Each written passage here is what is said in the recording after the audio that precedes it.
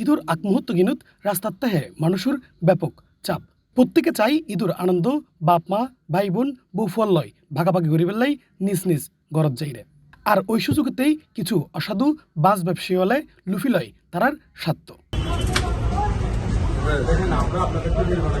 বিশেষ করে দূরপাল্লার বাস চিনুত লোয়াই অতিরিক্ত টিয়া, আবার অতিরিক্ত টিয়া লইলেও বোধচমত দেওয়াই মানহীন গাড়ি দিয়ে সার্ভিস।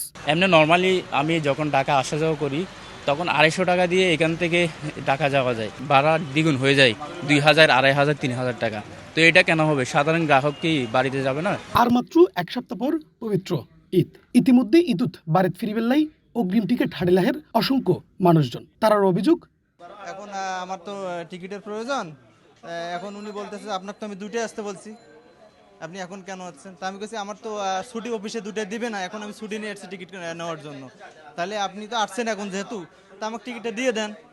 বললো যে আপনি টিকিট পাবেন 1 নাম্বার গাড়িতে টিকিট নিয়ে আপনি 2 নাম্বার গাড়ি কিরকম, আমাদের ভাড়া গাড়ি অত ভালো না। ওই তারারও বোধকের অভিযোগ, কাউন্টার জিলি টিকিট ফানাজার এবং দালাল চক্ররাতত টিকিট পাওয়া যায়, আর একখান গাড়ি দিব হই দেড় অন্য গাড়ি। এর মধ্যেই আমরা একটা অভিযোগ পেয়েছি, যে অভিযোগটা হচ্ছে যে ওরাকে টিকিট দেওয়ার কথা ওরাকে বলেছে কিন্তু টিকিট দিতে পারছে না। তো এই প্রেক্ষিতেই আমরা এই প্রতিষ্ঠানে আসলাম, কিন্তু একটা পর্যায়ে তদারকিতে আমরা দেখলাম যে এটা মাদার প্রতিষ্ঠান, কিন্তু সে একটা টিকিটও তার কাছে না রেখে ওনার দাবি যে উনি অন্যান্য কাউন্টারকে টিকিটগুলি বিক্রি করে দিয়েছে।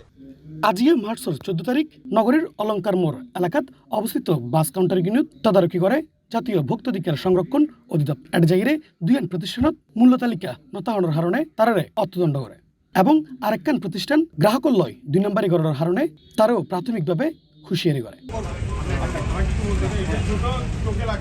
জাতীয় ভোক্তাধিকার সংরক্ষণ অধিদপ্তরের উপপরিচালক এম ফয়জুল্লাহ হয়, ঈদুর আগে গরমুখ মানুষের পুঁজিগুড়ি অনেকেই অতিরিক্ত ভাড়া আদায় করলে তার বিরুদ্ধে নেওয়াইবু যথাযথ আইনগত ব্যবস্থা। আর প্রত্যেকটা মানুষ সুন্দরভাবে গরজ যাইরে ঈদ পালন করিত পারে মতো, এবং অতিরিক্ত ভাড়া অসাধু ব্যবসায়ী হলে আদায় করিত না পারি বেল্লাই এই অভিযানও অব্যাহত রাখবার হতে জানাই তিনি। আসলে এটাকে একটা অযৌক্তিক বিষয় হয়। এটা সারা বছর এখান থেকে প্যাসেঞ্জার এখান থেকে ট্রাভেল করে, কিন্তু যখন ঈদ আসলো তখন এখানে কোনো টিকিট নাই। এটা একটা অযৌক্তিক দাবি বলে আমাদের কাছে মনে হয়েছে। তখন বোঝা যাচ্ছে যে এখানে কিছুটা কারচুপির চেষ্টা করেছে, আমাদের কাছে মনে হয়েছে। আমরা আপাতত এই প্রতিষ্ঠানকে আমরা সতর্ক করেছি, আর ভবিষ্যতে যদি এই প্রতিষ্ঠানকে আমরা নজরদারি করব, যদি কোনো অনিয়মের চেষ্টা করে আমরা একবারে আইনগতভাবে যতটুকু কঠোরতা অবলম্বন করা যায় আমরা করব। C+ চট্টগ্রাম।